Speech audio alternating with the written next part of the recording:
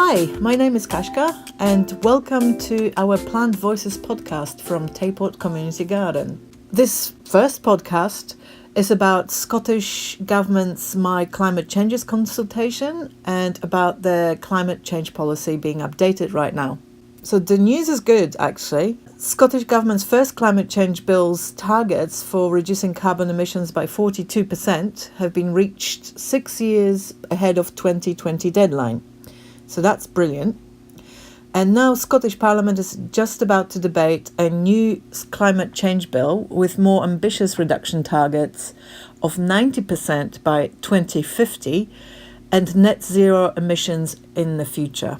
And they have been asking for some input from the public through myclimatechanges consultations. Helena and I made it to an event in Kirkcaldy last Monday evening to have our views heard. And it was an interesting night.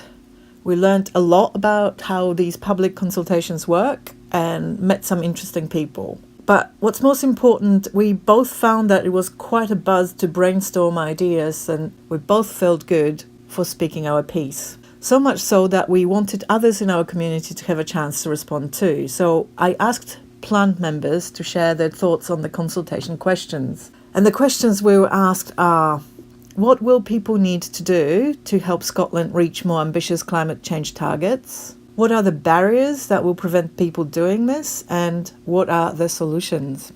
So to celebrate Scottish Climate Week this week, we will share the answers under the consultations myclimatechanges hashtag on Twitter every day this week.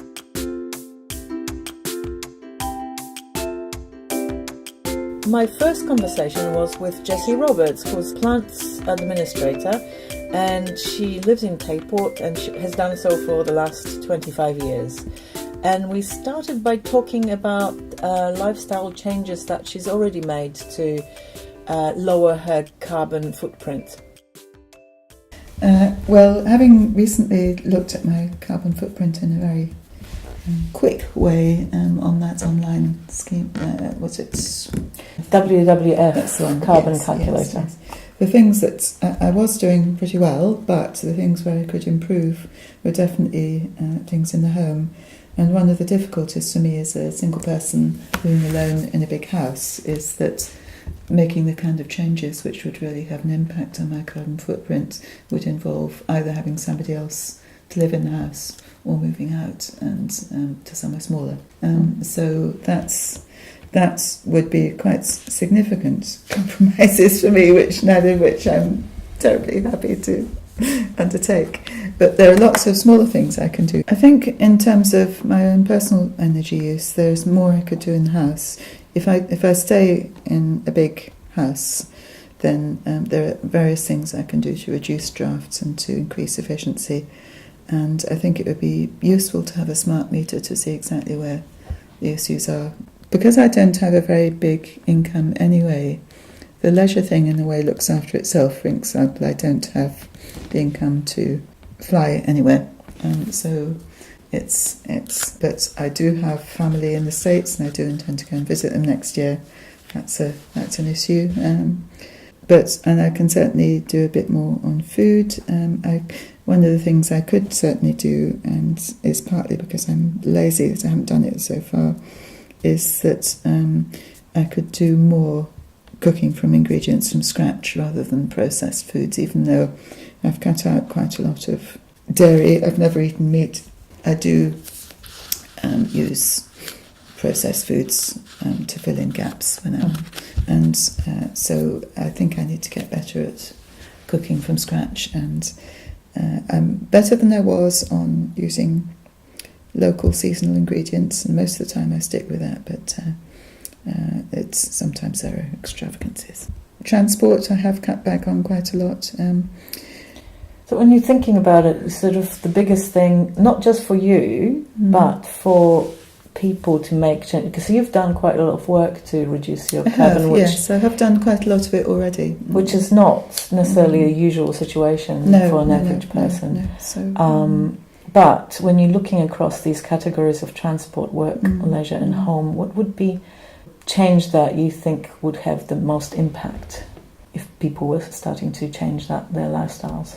I think allowing people to have much better access to much more sustainable transport systems would be a huge plus. When I was working, I did a huge car mileage, and it would have been very difficult to do the job that I was doing, visiting families all over Fife without using the car.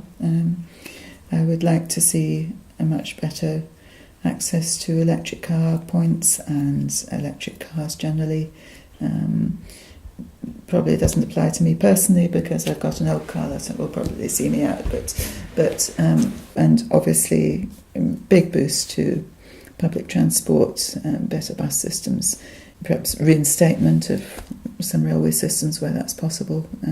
People and transport. It's not just the lifestyle changes; it's mostly the infrastructure that needs to change to support the lifestyle changes. Yes, I think because of people's pace of life, because of the demands of work, it's exceptionally difficult for a lot of people to adjust their lifestyles within the timeframes that they've got.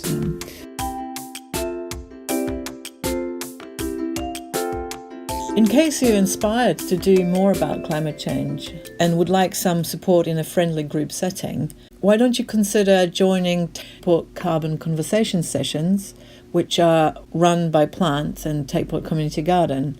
You can find out more information on our website, which is www.tayportgarden.org, or you can get in touch with me directly by emailing blog@tayportgarden.org.